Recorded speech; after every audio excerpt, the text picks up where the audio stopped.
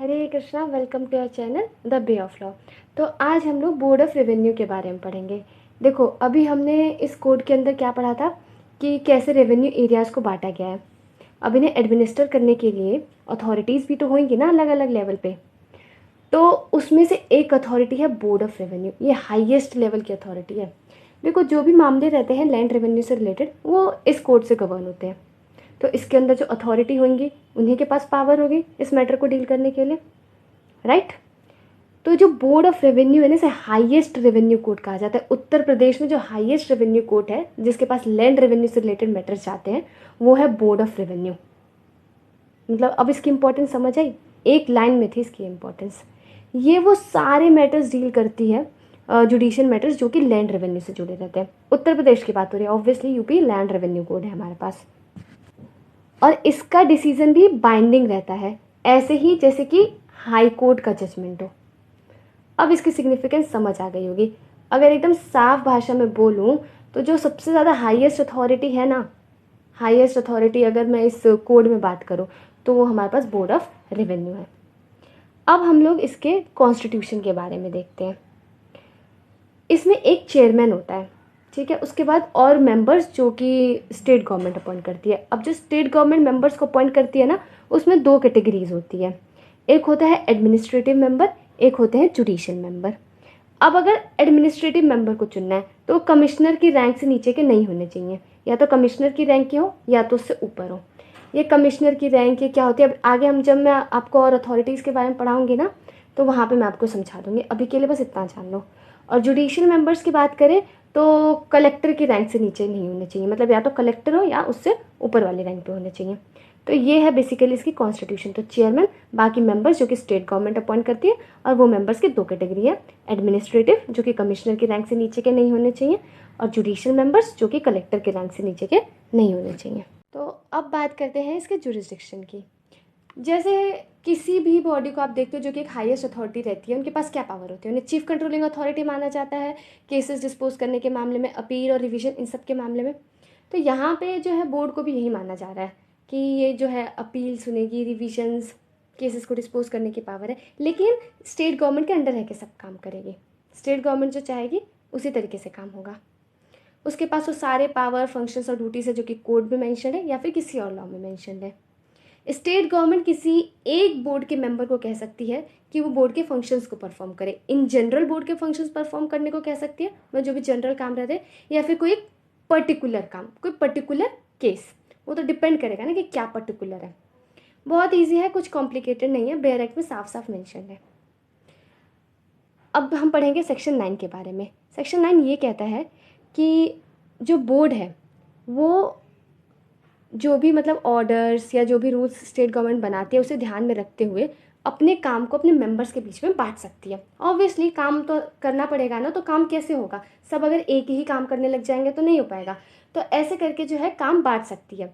तो जो चेयरमैन होता है, मैंने आपको बताया जब कॉन्स्टिट्यूशन के बारे में बोर्ड में, तो जो चेयरमैन होता है वो क्या कर सकती है, बेंचेस बना सकती है अलग अलग, कि ये जो बेंच है इस तरीके के केसेस से डील करेगी, है ना।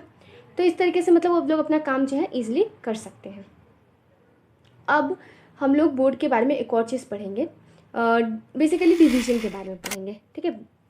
कि जो बेंचेस बनती है, मतलब डिवीजन बेंच बनता है, बड़ा बेंच बनता है, या फिर अकेले कोई मेंबर किसी मैटर को सुन रहा है, इन सब से रिलेटेड। तो अगर क्या कहते हैं कि दो से ज़्यादा मेंबर है तो जो डिसीज़न होगा वो हम मेजोरिटी के हिसाब से देखेंगे। इसमें तो कोई बताने वाली बात है नहीं, मतलब दो से ज़्यादा लोग बैठ के किसी मामले को सुन रहे हैं, तो जो मेजोरिटी जिसके फेवर में वोट करेगी वही प्रिवेल करेगा डिसीज़न, है ना। और अगर मान लो टाई हो जाता है, ठीक है, इक्वली डिवाइड होगा, मान लो 4 लोग थे, दो दो, मतलब 50-50 हो गया, तो अब क्या होगा, ए लार्जर बेंच बनेगी जिसके अंदर चेयरमैन होगा। फिर उसके बाद मेजोरिटी देखा जाएगा। मतलब कहने का मतलब ये है कि चाहे जो मेंबर है वो अकेले बैठ के मैटर डिसाइड करे, डिवीजन बेंच में डिसाइड करे, या फिर लार्जर बेंच से डिसाइड करे, हम ऐसा मानेंगे कि वो जो डिसीजन है बोर्ड का डिसीजन है, चाहे एक इंसान हो, चाहे दो हो, चाहे तीन हो, ठीक है। अब हमने बोर्ड के बारे में तो बहुत पढ़ लिया कि बोर्ड का परिचय तो हो गया होगा। अब बोर्ड की पावर्स का जान ले। तो सबसे पहला पावर जो है वो सेक्शन 210 में दे रखा है, उसमें power to call for records. अब इस पावर को यूज़ करने के लिए को दो चीज़ होनी चाहिए। पहला ये कि ये जो फैसला है किसी सबॉर्डिनेट कोर्ट ने सुनाया हो, मतलब बोर्ड ऑफ रेवेन्यू से वो नीचे हो पोस्ट में, पहला।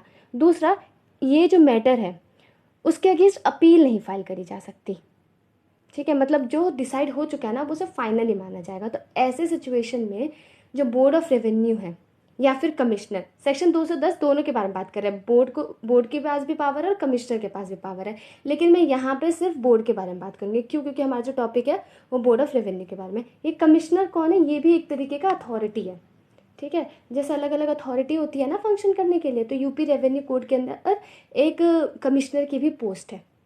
तो सेक्शन 210 दोनों की पावर बता रहा है, लेकिन मैं यहाँ पे सिर्फ बोर्ड का नाम लूँगी, ठीक है। तो आप बेरेक्ट पढ़ना, तो कंफ्यूज मत होना कि मैंने ये बोला था, हम सिर्फ बोर्ड की बात करेंगे।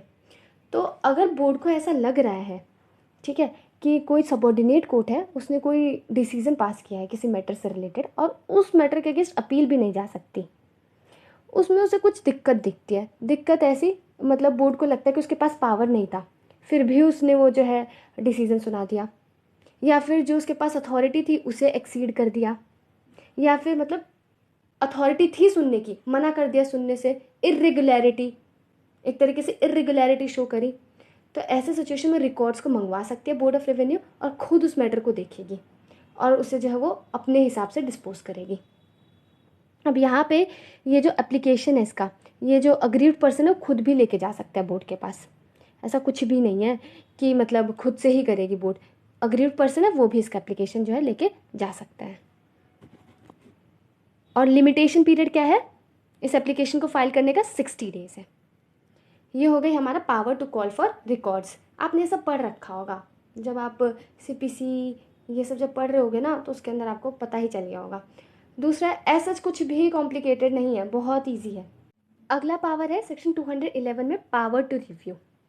इसके अंदर अगर जो अग्रीव्ड पार्टी है ना, या कोई भी जो भी इंटरेस्टेड पर्सन है उस मैटर से रिलेटेड, वो एप्लीकेशन फाइल कर सकता है बोर्ड ऑफ रेवेन्यू के पास। अगर ऐसा लगता है बोर्ड ऑफ रेवेन्यू को कि कोई इम्पॉर्टेंट एविडेंस है जो कि पार्टीज़ को पता ही नहीं था जब मैटर डिसाइड किया जा रहा था, वो पार्टीज़ को अब पता चला है और वो बहुत ज़रूरी था, मतलब जो भी वो बात थी वो बहुत, जो एविडेंस था वो बहुत ज़रूरी था, उससे जो डिसीज़न है वो बदल सकता है। तो ऐसे सिचुएशन में कोर्ट क्या करेगी? रिव्यू कर सकती है। या फिर किसी तरीके के एरर साफ साफ रिकॉर्ड पे दिख रहा है तो भी बोर्ड रिव्यू कर सकती है।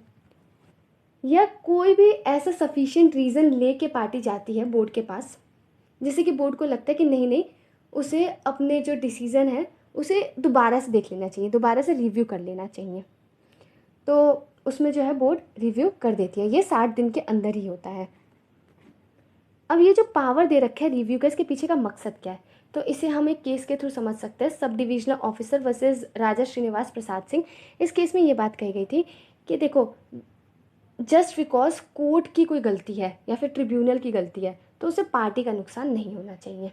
तो एक तरीके से मतलब कोर्ट भी तो जो है ह्यूमन ही है ना, जो रेवेन्यू कोर्ट है, बोर्ड है, वो भी तो ह्यूमन ही है, तो उनसे भी तो गलती हो सकती है ना। तो एक तरीके से जो है अपनी गलती को करेक्ट कर सके, ठीक है, जिससे पार्टी ना सफ़र करे। अब बात करते हैं अगले पावर की, जो कि सेक्शन 212 में है।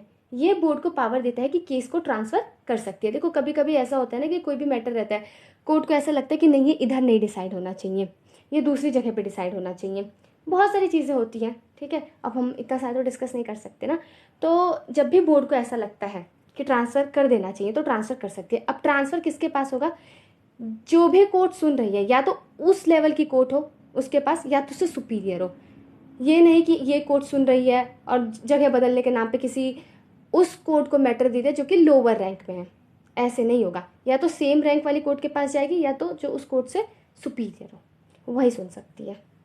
To be very honest with you, I am not expert of this subject, I don't have so much knowledge of this, I'm still learning this subject, but I wanted to share it with you all, so I'm sharing it. And if you find any kind of error, anything which you find it is wrong, so you can definitely mention the comment box and I'll correct it.